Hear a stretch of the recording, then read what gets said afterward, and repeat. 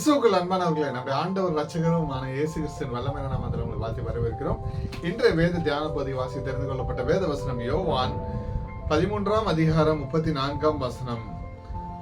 நீங்கள் ஒருவரில் ஒருவர் அன்பாயிருங்கள், நான் உங்களில் அன்பாயிருந்தது போல நீங்களும் ஒருவரில் ஒருவர் அன்பாயிருங்கள் என்கிற புதிதான கட்டளைகளை உங்களுக்கு கொடுக்கிறேன். ஆமென். கிறிஸ்துவுக்குள் பிரியமானவர்களே, நான் உங்களை நேசித்தது போல நீங்களும் ஒருவரை ஒருவர் நேசிக்க வேண்டும் என்ற புதிய கட்டளையை இயேசு சீடர்களுக்கு வழங்குகிறார். இது வெறும் அன்பை பற்றியது மட்டுமல்ல எனக்கு பிரியமானவர்களே, ஒரு சுயநலமற்ற தியாகம் நிறைந்த அகாப்பே அன்பை வலியுறுத்துகிறது. ஆமென்.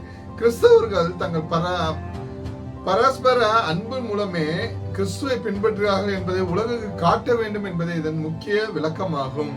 இயேசு கிறிஸ்து சிலுவையில் அறையப்படுவதற்கு முன்னதாக தமது சீடர்களுக்கு கொடுத்த மிக முக்கியமான அறிவுரை இதுவாகும். இதன் ஆழமான கருத்துக்களை இன்று நாம் தியானிப்போம். ஆமென். கிறிஸ்துவுக்குள் பிரியமானவர்களே, முதலாவதாக புதிய கட்டளை. பழைய ஏற்பாட்டில் உன்னிடத்தில் நீ அன்பு கூறுவது போல் பிறனிடத்திலும் அன்பு கூறுவாயாக என்ற கட்டளை ஏற்கனவே இருந்தது. ஆனால் இயேசு இங்கு நான் உங்களில் அன்பாய் இருந்தது போல என்று ஒரு புதிய அளவுகோலை வைக்கிறார்.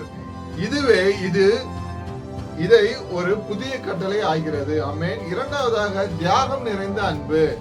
இயேசுவின் அன்பு என்பது சுயநலமற்றது மற்றும் தியாகம் நிறைந்தது.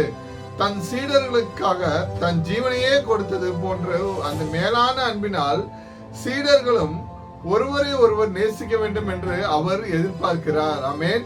மூன்றாவதாக அடையாளம். யோவான் 13:35 குறிப்பிடுவது போல சீடர்கள் ஒருவரில் ஒருவர் அன்பாய் இருப்பதே அவர்கள் இயேசுவின் சீடர்கள் என்பதற்கான மிகப்பெரிய அடையாளமாகும். கிறிஸ்துவுக்குள் பிரியமானவர்களே, மனித நேயத்தை விட ஒரு படி மேலே சென்று கிறிஸ்துவின் தெய்வீக அன்பை மற்றவர்களிடம் காட்டுவதே தேவனுக்கு நாம் செய்யும் மிகப்பெரிய காரியமாகும். நம்ம அழைத்த தேவன் உண்மை உள்ளவர். கர்த்தராகிய இயேசு கிறிஸ்துவின் கிருபை உங்கள் அனைவரோடு கூட இருப்பதாக. ஆமென்.